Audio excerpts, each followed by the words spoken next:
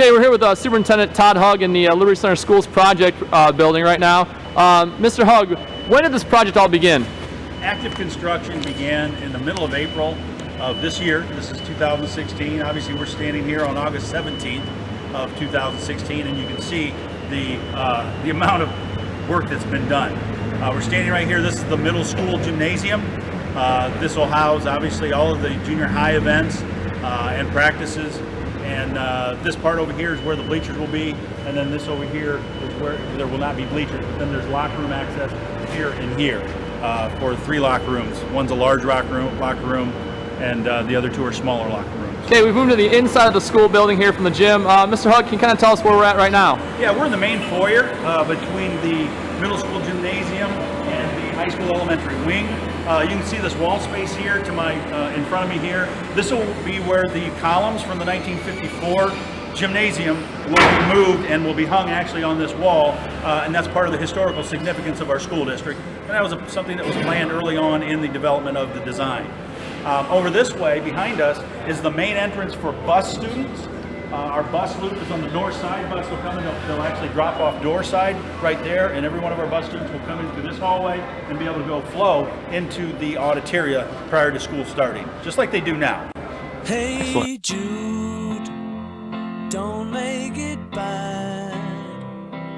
Take a sad song and make it. Okay, we're now standing in the auditoria right in front of the stage. As you can see behind me is the performance stage.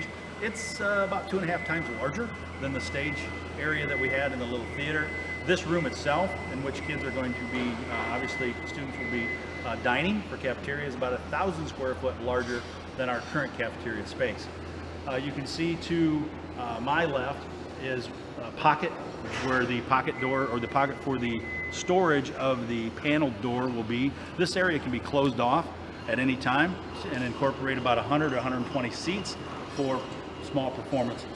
Then behind us obviously will be student dining, and you can see over here will be the kitchen area. So that's where the students will go in to pick up their lunches, come out here and be able to eat. And then to my right over here is the entrance to the elementary gym. So once again, and then also around the corners where students will go out to the playground areas. So again, a nice open space with flexibility to use for a variety of activities during the school day as well as after the school day. But we're really excited about this area because of what it offers for our students.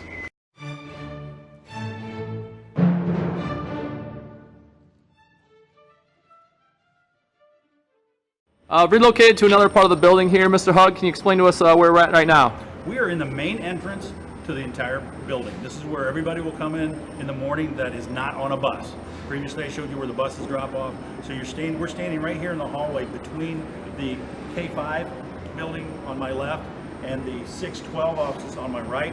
This is the secure corridor, so after the school day begins, people must go to either office in order to get into the building. So going into the 6 through 12 office, you'll see on the floor the layout. This is actually the layout that the walls will be built from as we get to that next phase. But you have multiple offices and meeting rooms, as well as then the guidance counselor's office will be in there, and that's where the 6 through 12 guidance counselors will be. On the other side, Mrs. Riggy, currently obviously our K5, or K4 will be in there. So I think I said K5, it's K4, excuse me, K4, 5, 12. I apologize. So this is what that looks like, and again, across the way, it's very similar. And again, you have the secure entrances that they have to be buzzed in after the school day. As you look out to the old building, one of the nice things about when we move in is we'll basically be able to take things right out through this back door of the old building, right into the front door of the new building. So that'll help in the movement. But again, you see, this is the K4 office area. You can see the setup. Once again, you'll have multiple offices and then also meeting rooms in the back. Okay, we've moved into a traditional classroom here. Mr. Hug, explain some of the features of these classrooms as they get constructed. Yeah, this is an elementary classroom. It's 810 to 15 square feet. As you can envision, there'll be casework on one side, there'll be lockers, there'll be media, and also every classroom has what's called a bubbler, or its own water fountain integrated with the sink. So that keeps kids in the classroom Time on task is very important, so it keeps them in the classroom and less walking out to go to the hallway. For instance, in this classroom, really kids don't need to go anywhere except for the restroom, which is right down the hall. So again, very bright room. You're going to have 4 full-size windows in here, and this this is facing east. So we're a little afternoon right now, so you have direct sunlight right now coming down, but it'll be nice and bright classroom.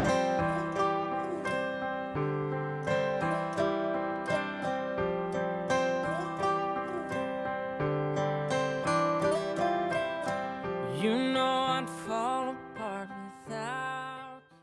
We're standing in the middle of one of the kindergarten rooms. It's 1,190 square feet, and you can see also one of the features, obviously every kindergarten room by code must have its own restroom. So this is the plumbing for the restroom, as well as, again, keep in mind, they also have their own water fountain or butler attached to their sink. So also you have windows facing south. In this particular case, you're overlooking the varsity practice field. But again, allowing a lot of sunlight in. Shine bright like a diamond. Shine bright like a diamond. Okay, we're back in the main foyer again outside the junior high gymnasium, and looking forward to this phase being completed. Obviously, is the entire construction project, where we will actually have it under student use. Should be completed December of 17, and that's almost a little over a year and 2 months away right now. So we have a lot to do between now and then. Additional projects that need to take place obviously will be the demolition of our current buildings, as well as then developing the parking lot so that we are all wrapped up and ready and completed by August of 18. And so there's a lot going on, there's a lot more to do, and I really look for the spring of 2018, after we move in, to be a very, very busy time due to all of the things that have to take place in order to finish this project up by August of 18. It's been a hard day's night, and I've been working like a dog. It's been a hard day's night, I should be sleeping like a log. We've now moved outside the contractor's trailers, and I know this has been a point of conversation as to what this is. The Ohio School Facilities Commission, part of their stipulation is you have to have a practice exterior wall. And what this is to verify and confirm that the contractors are completing the outside wall as specified by the architects. So this is a mandatory issue that has to take place. What you see here around the wall system is, as you see it here, is what it will look like on the outside of the new building. All the flashing, everything's in place as it is designed. This will, after the project is completed, this has been verified, it will be torn down, and you won't see it anymore. So that's the purpose of this practice wall.